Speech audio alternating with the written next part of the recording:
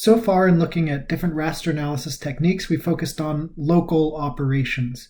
These basically look at one location in one or more raster layers and conduct an operation with those values in those input layers to create some output. But no outside information beyond what exists in that one cell at that one location, or two or more cells, I guess if you have multiple raster layers, but only at a single location, are considered for each output cell. So we're only using the input from the same location that ends up in the output. Next, we're going to talk about some other types of raster operations that take in more information. And the first of these are neighborhood operations, which are also called focal operations. This set of tools uses the output cell of interest along with the neighbors in the input layer to determine what the value of the output is going to be. So whatever value you're computing for that output pixel, you're taking in more information from those input layers than just what exists in that cell. You're actually considering the values of the cells that surround the input pixel in those one or more layers. So this essentially uses a moving window of pixels. The window size stays the same, but it moves pixel by pixel as it considers surrounding locations in calculating the value for an output cell. The window is often 3 by 3, sometimes it's 5 by 5, and so then the output pixel results from some calculation that takes into account all those values. You can also use other shapes. So generally we use just kind of the surrounding pixels moving out from a given pixel or cell, but you could use other shapes as well, something like a circle or a wedge or a triangle. And there are a number of different functions that you can actually calculate to put into that output cell. And a lot of these are statistical functions like shown on the slide. You might get the mean of all those neighborhood cells, the median, the minimum, the majority, the range. Likewise, slightly more complicated and more complex algorithms can compute slope and aspect. But for both of these things also, you need information from the values of surrounding cells. So here's a simple example of a neighborhood operation. This is neighborhood mean. This takes a neighborhood of cells as the input, and then in the output raster puts that average value of that entire neighborhood of cells for that pixel value in the middle. In this case, the neighborhood includes those 9 cells that are kind of surrounded in that rectangular box in the middle, the 27, 8, 22, etc. And the output grid has the average of these, which is 18.7. This results in a much smoother looking output than the input. And this works to filter out nearby values that have large differences, and it can actually be used to filter out errors. So in this case, looking at those input values, we have 8s, 6, 27, 22. If you look at the output grid that takes the averages of all these surrounding values, you have a lot less difference between nearby cells. So for this reason, this type of operation, a neighborhood mean, is often called a smoothing function, or another phrase for it is a low-pass filter. Another similar common neighborhood operation is the majority filter. So this is used usually with categorical data when you have classes or groups of different things like land cover, rather than the continuous quantitative values like we saw on the last slide. So when you have categorical data and you want to filter out small areas that seem like errors or seem anomalous, you'd want to use one of these majority filters. So what basically happens here is that for each cell, the most common value within the neighborhood around it that you use is selected for the output based on that window of input cells. So in this case, in the input on that left side, we have a bunch of 1s and then a 4. We're using 4 neighbors in this case, so it's literally only the cells that share that longest border, not diagonal cells. So it's just the cell above, below, to the left, and to the right. In the case of that 4, there's no cell to the left, so we're just looking at the cell above, to the right, to the bottom. And you'll notice that around that 4, every single value, when you're looking at those closest neighbors, is a 1. Therefore, in the output for this operation, you get a 1 in that cell because the majority of the neighbors is put in as the value for that cell in the output. So it's similar to the average or the mean seen on the last slide, but it's a little bit different. In this case, we clean up the data, but instead of kind of smoothing values between nearby cells, we get individual pixels converted to the dominant surrounding values. So again, that example to the right has fewer strange, spurious values that kind of differ greatly from nearby values. We end up with a big area of 1s to the left, a big area of 2s to the top right, and a big area of 7s to the bottom right. In the case of the 6 and the 4, there aren't really enough consistent values around them to have a majority at all and to change those numbers. So here's an example of applying a majority filter to some more real-world data. So this is a common raster analysis technique, which is called classification of different land cover groups. A lot of times you do this with remote sensing data. When you have an image, you want to figure out not just kind of what the brightness of each of these pixels is, or each of these cells is, but you want to know what group that belongs to on the ground. So we might have, again, urban, forest, agriculture, and water. These are common examples. If we use a majority filter, in this case I believe it's a 9x9 neighborhood, basically for each input cell, all of the 9 cells around it are considered in creating the output cell. If a cell is surrounded predominantly by another group, then it'll change to that group in the output. So this is actually using the same majority filter run twice with the same data. So you run the majority filter once and end up with that middle figure. And then if you run the majority filter again, you end up with the figure at right. So you get rid of these small areas that are very different from all the areas around them, and it just results in cleaner data.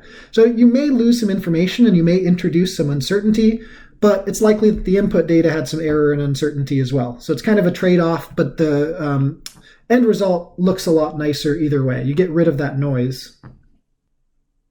Then we have those specific tools that I mentioned before that rely on neighborhood values. These have slightly more complicated algorithms, so I'm not going to go in depth into those here. We actually have a whole lecture on surface tools later on. But surface tools basically contain an array of tools of things that you can process a DEM to figure out about the world. So if you just have a raster of elevation, you can process that by, for each cell, looking at surrounding values. And with that information, you can determine the rate of change of the elevation in an area, which is basically the slope. And then once you have the slope, you can get the overall direction that the cell is facing based on that change in elevation as well. So at the right, we have an image, kind of a model of terrain slope in an area. This model where we have this information on both the direction that each of these cells is facing and the rate of change from one end of the cell to the other. This is all derived using neighborhood analysis tools. Zonal operations are the next main group of raster analysis operations. Zonal operations are a little more abstract and maybe a little bit more challenging to wrap your head around, but basically they're operations that work on groups of like cells. It's similar to neighborhood analysis in that we're often calculating statistics among a group of cells, but instead of using that neighborhood that's directly surrounding a cell, that's based on actual proximity to each of those input cells, instead, it relies on membership according to some other layer, a shared group between different layers. So all of the pixels that are in a same group, according to some other layer, are in the same zone as each other, and then we analyze that zone as a unit. That entire group of input cells is used to calculate the value of the output cell. So these groups or zones often include things like watersheds, which by definition are cohesive areas that belong to the same unit. But a group or zone can also be a non-contiguous area, like areas of a shared land use. So all areas of forest or urban land cover can be considered together as a zone or a group. For each type that you choose, each of these groups or zones, you can conduct a number of different operations. Usually what you calculate are statistics, like we've seen with some of these other types of operations. So that means for a watershed, for instance, you might want to calculate the mean precipitation within that entire watershed. So if a watershed is all coded with the same group value or zone value, all the cells that correspond to that zone or group will be included in this calculation of mean value for precipitation. It might make more sense on the next couple slides showing how we consider the zone and the input data separately. So before we get there, this is just an example of contiguous zones, and in this case we're looking at watersheds. Each of these different colored areas would be considered a zone, and then a zonal operation would take place on all the cells that exist within those different colored layers. So you'd have one zone as kind of this maroon color to the top right, one zone is this mustard yellow color in the middle. And whatever operation you run is run on all the pixels within that kind of amorphous blobby zone. You can also run these operations on non-contiguous zones that have the same value, even if they're located in different locations in space. So that's shown here with land cover or land use. We have cropland, forest, grassland. You can enter these as your zones and get something like average elevation for cropland, for forest, for grassland, etc. If you want to compare some attribute from some other layer by these different classified nominal categories. So whether the zones that you use are contiguous or non-contiguous, it doesn't really matter. What actually happens when you run this tool is pretty similar either way. You need two input things, and these things have to have very specific types of information. First, you have to have the zone raster. That defines what those area groups are, again, like watersheds or land use. And then you have to have a value raster. And the value raster has the pixel values of interest, or the cell values of interest. These, again, could be things like air quality or average precipitation in each of those cells, or elevation if you have a DEM. So you have to have both of these, and then usually what you'll do is run a zonal statistics tool, and this calculates statistics for all pixels that are part of that zone. And what you end up with is an output table that has information organized by zone. So looking at the example on the slide, the zone raster at left has 4 different zones, one area of no data, but the zones are 0, 1, 2, and 4. These, again, could be different things like land cover class or watershed area. And then there are values that range from 0 to 3. These are more likely to be continuous values, again, things like precipitation or elevation.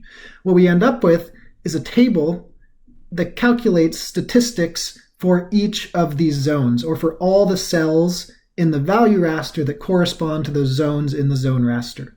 So if you look at the second column, it's called value, and that's saying that basically row 1 includes the statistics for all those cells with the value of 0 in the zone raster, or that belong to that 0 group. For value of 1, that's in row ID 2, that shows the statistics of all those cells that correspond to the zone value of 1, or that area grouping of 1. And what we get are a number of different statistics. Count is just how many cells there are of that type. In addition to count, we have minimum, maximum, range, mean, standard deviation, sum of all of the values underlying that area, etc. A whole bunch of statistics can be calculated for these zones. So here's an example of a zonal histogram, or a graph, showing some of these outputs of the zonal statistics tool. So here, zone is land use, and the value is slope. You can calculate for each of these land uses what is the breakdown of different slope types by pixel. So again, the zone is going to be either agriculture, built up, forest. The slope is going to be a number of different classes from 0 to 65. There's 5 classes within that. And by looking at the histogram of the slope, you can see how many cells for each land cover type are low slope, moderate slope, high slope, etc. You can see in this that most of the cells overall are forest. There's the largest proportion of forest. There's very, very few wetlands. Forest is often higher slope. There's a larger proportion of those values of 30 to 45 and 45 to 65. Wetlands, particularly, they all should really have low slope. And most of these other classes or these zones have low slope as well. Finally, we have global operations. These are operations where every cell in the input is used to determine each output cell. These have kind of fewer use cases overall, but where you do use them, they're pretty powerful and can be really helpful to certain types of analysis. Distance is a really common global operation that's used more often than a lot of other ones, and that's what's shown here.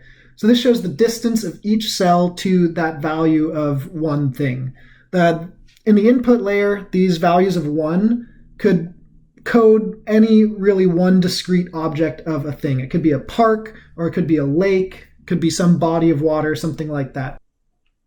So we have those input values of 1, and when this global operation is being run, basically the algorithm goes cell by cell through the entire output, and for each of those, calculates the distance from that cell to the nearest one. Or really, it calculates the distance to each of these ones, then figures out which one's the nearest and puts in that distance value into that cell. So at the very top left, we have a value of 89. That's about as far as you can get from either of these cells that are marked as 1 in the input data set. If you look at the cell that's corresponding to where those ones are, those two cells, you'll see that the value is 0. That means they're right next to or overlying whatever that object of interest is. There's also this whole other class of global operations that allow you to basically make rasters that have a single value. You may want to raster using a maximum value, a mean value of all the cells in the input data set, or minimum value to compare other rasters to these. So you might have a raster with average annual rainfall, and you might want to compare all locations to that single location with the highest rainfall to get a measure of how all locations differ from the highest value. There are also some more complex and more sophisticated tools that solve really specific analysis questions that fit within this kind of overarching group of global operations.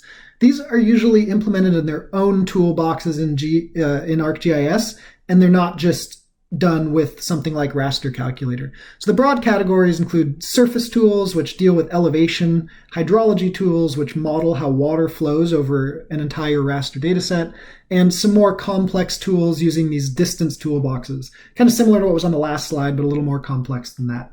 As a basic example, one of the tools within the surface toolbox is the viewshed tool, and this is basically a global operation. However, the algorithm is really specific to a very focused problem, so we don't always think of it as a global operation. But when you're using the viewshed tool, you basically input observer locations, and the algorithm determines what is or isn't visible from those locations. So to figure that out for either of these locations, we have observer 1 and observer 2. To figure out if any of these cells are visible to those locations, basically all the cells in the data set have to be considered. You have to kind of model what's visible, whether each cell individually is visible from each of those locations. Okay, so that was kind of a quick introduction to all of these different raster analysis tools, mostly clumped by these 4 major groups. But at the beginning, I kind of gave an introduction to map algebra and the raster calculator. Then we looked at those cell-by-cell operations that are called local operations, before moving on to neighborhood operations, which use a neighborhood around the input cell to encode some value in that output cell. 2 specific neighborhood operations that are used fairly often are smoothing functions, that low-pass filter, or a majority filter. The smoothing function is usually used with continuously varying values, things like elevation or precipitation, whereas majority filter is usually used to clean up categorical data sets to make it look nicer. Zonal operations, usually employed as zonal statistics, basically calculate values for all the areas that share some group, that exist to the same group or exist in the same zone, if we're using this terminology. And then finally, there were global operations, and that's where every cell is considered in the entire data set for each output cell. As I mentioned at the beginning, there's kind of decreasing frequency of use cases as you move down this list. Map algebra and the raster calculator, usually employing local operations, I use that all the time, and a lot of the lab this week is going to focus on those operations. However, sometimes some of these other operations are necessary and are really useful. And again, in the case of neighborhood operations and global operations, sometimes there's really specific use cases where there's more complex algorithms that are derived from these general groups that are really important to use for whatever specific question you're looking at. But the lab for this week is going to use most of these. There's at least one example of each of these major categories. And that gets us to the lab. This one's pretty straightforward. We're going to be using all of these different groups of raster operations to analyze data in different ways. So we're going to use local, neighborhood, and zonal operations. I didn't put it on this slide, but there is one quick instance of using a global operation as well when we calculate distance to streams.